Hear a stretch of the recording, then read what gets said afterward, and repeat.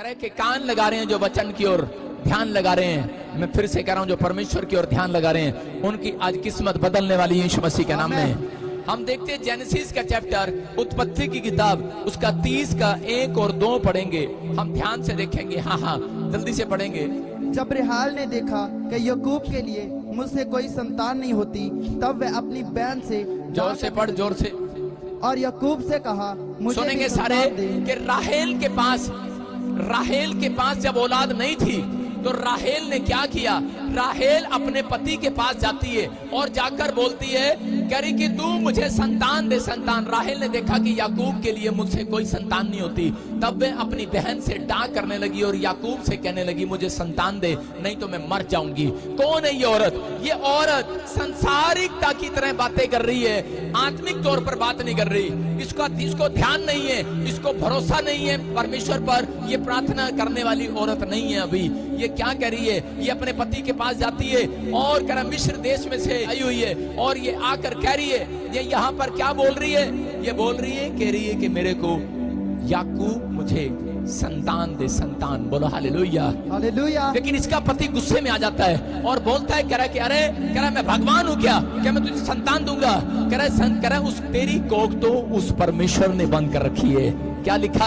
कह रहा उसके पति ने कहा तेरी कोख तो, जब हम उसके 2 में देखते हैं तो कह रहा है कि तेरी कोख तो परमेश्वर ने बंद कर रखी है, किसी इंसान ने बंद नहीं कर रखी। आज अगर किसी का काम नहीं चल रहा, मैं कह रहा काम परमेश्वर ने बंद किया हुआ, किसी इंसान ने नहीं। इसहाक गुस्से में बोला, लिखा क्या मैं परमेश्वर हूँ? तेरी कोख तो उसने बंद कर रखी है। देखो लिखा, याकूब गुस्से में आया राहेल पर, अपनी पत्नी पर, और बोल रहा था, और उसी समय उसकी पत्नी रो रो कर दुहाई देकर कह रही थी, कह रही याकूब मुझे संतान दे, लेकिन उसने उसको उस रात एहसास कराया। बोलता है, कह रहा कि संतान देना मेरा काम नहीं है, कह रहा जब तक खुदा तेरी कोख ना खोले, कह रहा तब तक परमेश्वर कह रहा कि नहीं खोल सकता।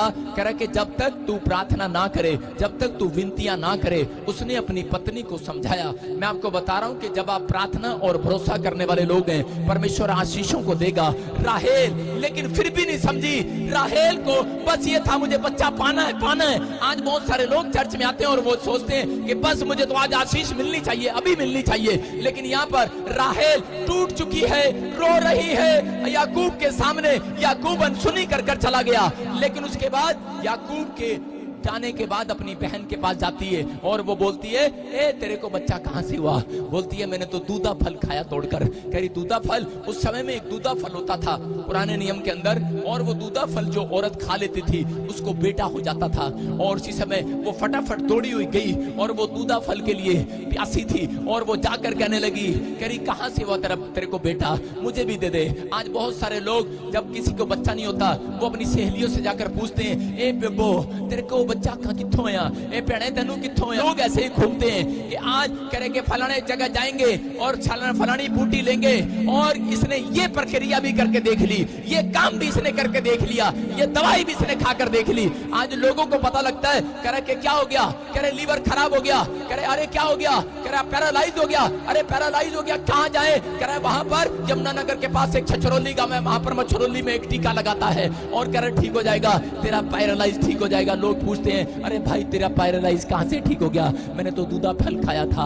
औरत कह रही है दूधा फल खाया, और ये उसकी बातों में आ गई, इसने दूधा फल भी खाकर देख लिया है, लेकिन संतान नहीं मिली है। अरे बच्चा नहीं मिला है। अरे इसको बाद में याद आता है, मेरे पति ने क्या कहा था? मेरे पति ने कहा, कह रहा कि काम तो बंद करने वाला खुदा है, कोख तो बंद करने वाला खुदा है। कह रहा कि अगर कह रहा जब उससे कह रहा कि विनतियां प्रार्थनाएं की जाती हैं, जितने परमेश्वर के पास जाते हैं उनके काम खुल जाते हैं यीशु मसीह के नाम में। जितने कह रहे कि आज आकर किसी का काम बंधा हुआ है। याकूब की पत्नी को बात समझ में आई, अरे इस परमेश्वर ने बांधा है, इस परमेश्वर ने। कह रही मेरे देवी देवताओं ने नहीं बांधा, परमेश्वर ने बांधा है।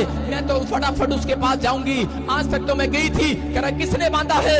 यहोवा बोलता है बांधने वाला भी मैं हूँ और खोलने वाला भी मैं ही हूँ। हालेलुया। कह रहा कि आज तो कह रहा उसको पहचान हो गई है। कह रहा कि इसलिए सालों साल से प्रचार कर रहे हैं पूरी दुनिया के अंदर। कह रहा कि अगर काम बंधा है तो यहोवा के पास ही आना पड़ेगा। कोख तो वही खोलने वाला है। आज रात मैं कह रहा हूं, कोख तो वही खोलने वाला है, बिजनेस को वही खोलने वाला है, क्योंकि जो बंद कर सकता है, क्योंकि यहोवा बोलता है मेरे खोले हुए को कोई बंद नहीं कर सकता और मेरे बंद किए हुए को कोई खोल नहीं सकता। याद रखना, आज परमेश्वर का वचन बोल रहा है, कह रहा है जब लोगों की समझ में नहीं आता, कह रहा है कि इसलिए यहाँ पर बुलाया जाता है, जगह जगह प्रचार किया जाता है, अरे कहाँ बंधा हुआ है, कहाँ जा रहा है तू भाई। लेकिन अगर आज तू यहाँ पर आया है परमेश्वर के दरबार में, अगर तू आज बंधा हुआ है, अगर आज तू बंधा हुआ है, तो परमेश्वर का वचन कह रहा है मेरी जुबान से, कह रहा है जिसको मैंने खोल दिया उसको दोबारा कोई बंद नहीं कर सकेगा। जिसको मैंने खोल दिया है, आज जितने ऑनलाइन चर्च देख रहे हैं, अगर आज आपके काम बंधे हुए हैं, आज रात खुलने जा रहे हैं। मेरा यहोवा आपके कामों को खोल रहा है, मेरा यहोवा खोल रहा है। अरे समझ में आ गया है राहेल को, और बोल रही है मैं तो अब परमेश्वर के भवन में जाऊंगी, मैं दूधा फल नहीं खाऊंगी, अरे अब मैं दवाइयां नहीं लूंगी, मैं तो अपने परमेश्वर से मांगूंगी, मैं अब किसी इंसान के पास मैं नहीं जाऊंगी। बोलती है मैं तो यहोवा के भवन में जाऊंगी, और सोच रही थी पता नहीं मैं तो पापी औरत हूँ, मेरी सुधि लेगा या नहीं लेगा। लेकिन लिखा जैसे ही वो गिड़गिड़ाई, कह रहा बाइबल बोलती है 30 के 22 में उसको परमेश्वर ने लिखा उसकी सुधि ले ली है, उसको बेटे के साथ प्रेस कर दिया है। मैं कह रहा हूं कि आज मेरा परमेश्वर आपकी सुधि लेना चाहता है। लिखा परमेश्वर ने राहेल की भी सुधि ली, उसकी सुनकर उसकी कोख खोल दी। जोर से ताड़ी बजाएं, हालेलुया हालेलुया। कह रहा है परमेश्वर ने कब कोख खोली, क्या लिखा यहाँ पर, कह रहा है परमेश्वर ने कब उसकी कोख खोली, क्या लिखा, ध्यान से देखो, ध्यान से देखो। परमेश्वर ने राहेल की भी सुधि ली। चुप कर, देखो ध्यान से देखो, वहां पर स्क्रीन पर लिखा परमेश्वर ने राहेल की भी सुधि ली, वो आज आपकी भी सुधि लेने वाला है यीशु मसीह के नाम में। फिर लिखा और उसकी सुनकर उसकी कोख खोल दी। किसकी सुनकर, राहेल की सुनकर। इसका मतलब कि राहेल गिड़गिड़ा रही थी, राहेल प्रार्थना कर रही थी। आज तक तो उसका पति याकूब भी प्रार्थना कर रहा होगा।